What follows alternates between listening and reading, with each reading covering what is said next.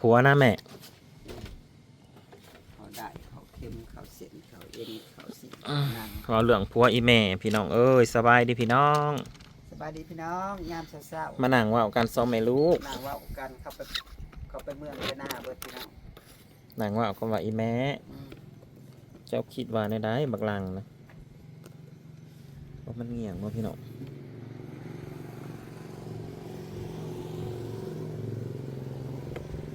อีแม่เจ้าคิดว่าในได้บักลังเจ้าคิดว่ามันสิคืนว่าอีกบ่ก็เลยมาว่ากันเชื่อ เชื่อขึ้นมาหลายแต่หน้าบ้าน บอกได้แม่ เชื่อพี่น้องพากันอยู่2 คนเมลูกเขาไปเมืองไปหน้าเบิดก็เลยมาโซเลเรื่องครัวลูกพามาไถ่มาถามว่าแม่ไปได้ไม่สิลบลาวตามมาแม่แหละก็บอกคือว่าสิลบลาวตามมาหรอกจะเป็นใดเป็นบ่เลยเสยเซิกกันในจิตในใจก็ได้ มันไปอัดยาอะไร มันอาจจะบ่เดินบ่จักหมู่จักเพื่อนพี่น้องบ่ได้ว่าจักตะลุตะเมียได้หมู่เพื่อนมาลิ้นมันก็บ่ได้นั่งลิ้นน้ำหมู่มันก็ไปนั่งเงาก็โซอยู่คนเดียว เป็นหนังซึ่งอยู่คนเดียว หมู่สัมพันธ์ปลาเดียวหมู่เคยลิ้นเคยกระเว้ากันคำมันก็ปลอดไทยปลอดทามพี่น้องว่าก็เลยบอกอีแม่ว่าแม่อีแม่เผื่อใจไว้ใน หาผู้ใหม่ไปนำ แน่น มันยากในรอบนี้นะเพราะว่า อืม หลายคนสิมองว่าบางหลังมันเบิดเงินมันก็โงมหาอีแม่ก็บ่ที่มันไปนะมันบ่ได้มีเงินจัก บ่ บาท เงินจะกี่พี่น้องเงินใดทำการเมื่อไหร่ก็เอาเป็นสิ่งเป็นของเบิดบ่ได้พอกี่พออัดดอกมันไปด้วย เวลามันไปน่ะมันมีคนเอาใหายมัน มีผู้ปอนผู้ยืน มีคนใหายมันก็เอา แต่ว่ามื้อนั้นเบิ่งดวงกับแม่มอนาตาลีนะเนาะ โดย เขาจะเอาขึ้นมาขนได้ดอกกระเดียดให้แม่ จาก เนาะ พระเจ้า เมื่อวาน พระเจ้าเสร็จคือเล่นน้ำพอแบบ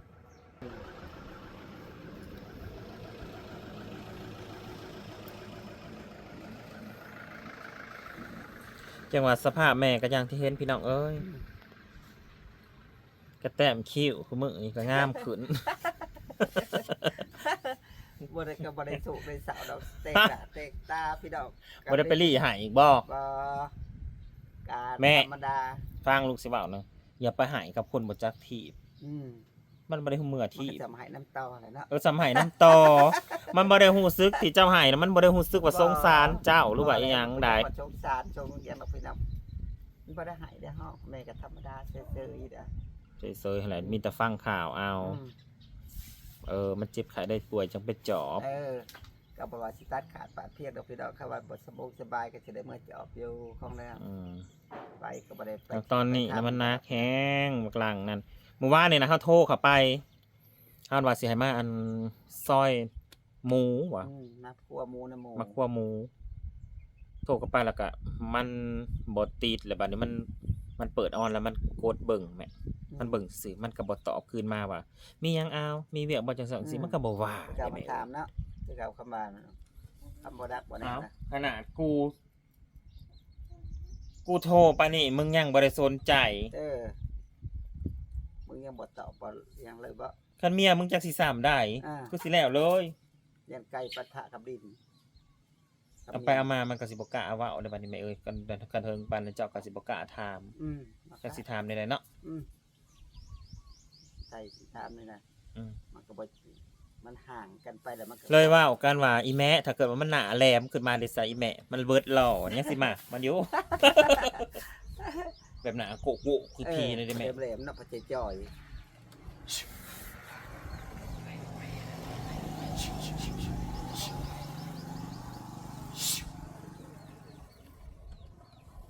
โอ้ยขนาดคือพีน่ะเศร้าได้ลูกเนาะ แม่ก็คือกันแล้วแม่มาหามักคนหล่อ อ้าวอัน ตะกี้นะเนาะเฮามากเขาสิหน้าแม่เลยพ่อกูมือนี่มาเห็นหน้าเขาขี้ร้าย ดีสำราญ ขี้ร้ายกับขี้ร้ายเถ่ากับเถ่า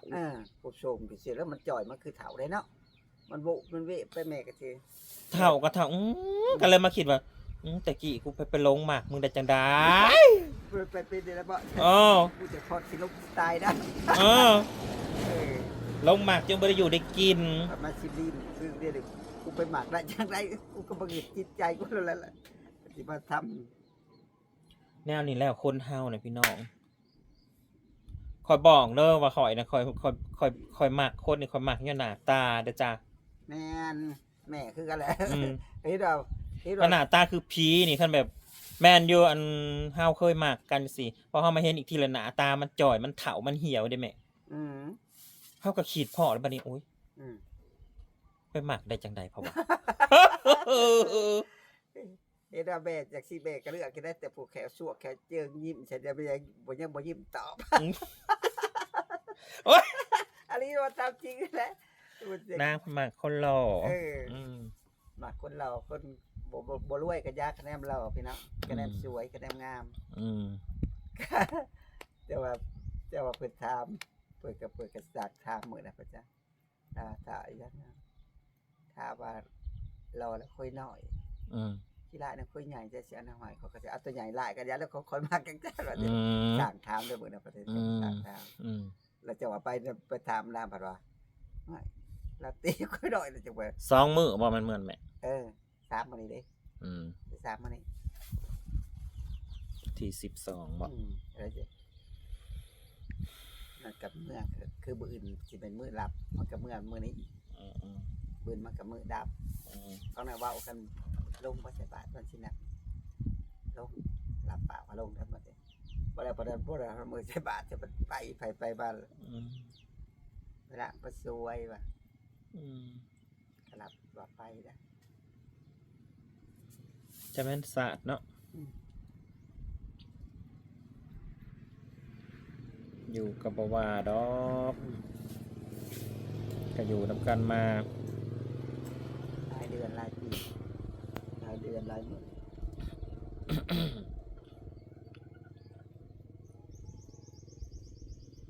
จักจังได๋แล้วพี่น้องเอ้ยมันก็เนาะแม่เนาะว้าว แม่น ว้าวบ่ได้ ว่าบอกบ่ได้ อืม พังไป จักสิเป็นจังไดต่อ เป็นจังไดต่อ สิโง่คืนมาอยู่นำกันบ่หรือแนวใด บอกไม่อยากชอบกับสิพาคนใหม่ก็พังไปนี่แหละก็ว่าบ่ถึกดีได้ว่าแต่เฮาว่า แม่คันจางนี่ไปหอดเกี่ยวข้าวนี่แม่นะเบิดซิดนะกับมัน แน่ รู้ว่า เป็นอันอื่นแล้วเนาะ อืม อะไรก็เบิดสิได้นะ หรือว่าประมาณเดือนหนึ่งนี่เรียบร้อยเพราะว่าบางหลังกับเจ้านะห่างกันบ่เคยหอดเดือน แน่นอย่างเกิด10 มื้อ20 มื้อทำบันทึกไปได้มันก็ อีกอย่างลูกกับเบิ่งมันน่ะตอนนี้น่ะใจมันน่ะไปแล้ว ไปถ้าแม่นก็สมมุติว่าถ้าแม่นคนโชคก็เก่าคนนั้นนอนไปเกิดแล้ว อืม ถ้าแม่นสมมุติว่าคนเปรียบจะคนโชคกันพี่น้อง มันมากผู้สาวพี่น้องหนึ่งนะสองน่ะก็ขี่ม้าหั่นแหละ ก็แม่ว่าศึกษาดีบ่ได้ บอง โตนั่นแหละโตขี่ม้าเนี่ยพี่น้อง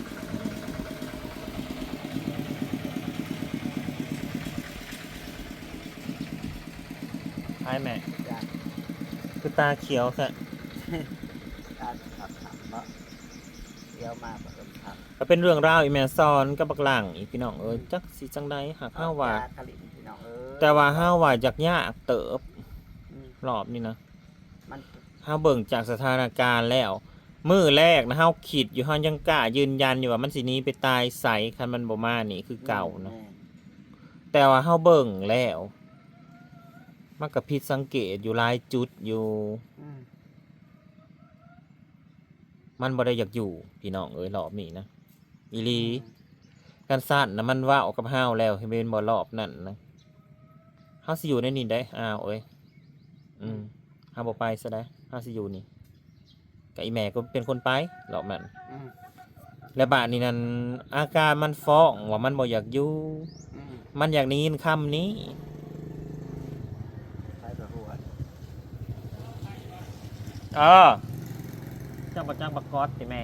มามกอดบ่ มันจะไปเฮือนดี หมูเนาะ อืม บ่าวใหม่มันใส่หมวกใส่อะไรบ่มันเปลี่ยนท่อโหลดอีกแล้วนะ เห็นบ่ จ้ะพอกับเปลี่ยนเรื่อย เที่ยวแต่เปลี่ยน ๆมันจะไปเรียกทำเรียนบ่าวใหม่ มันก็แปลกอยู่หลายจุด เพราะว่า อืม มันบ่คือเก่า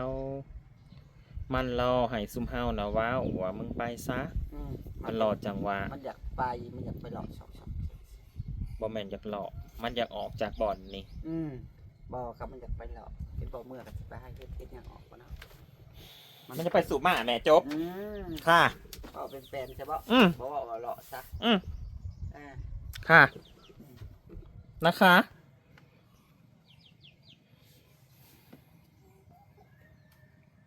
มันอยากไปแฮง ก็แล้วแต่แม่เอ้ยอีแม่กระเถาแล้วก็คิดแค่นั้นแหละ แม่น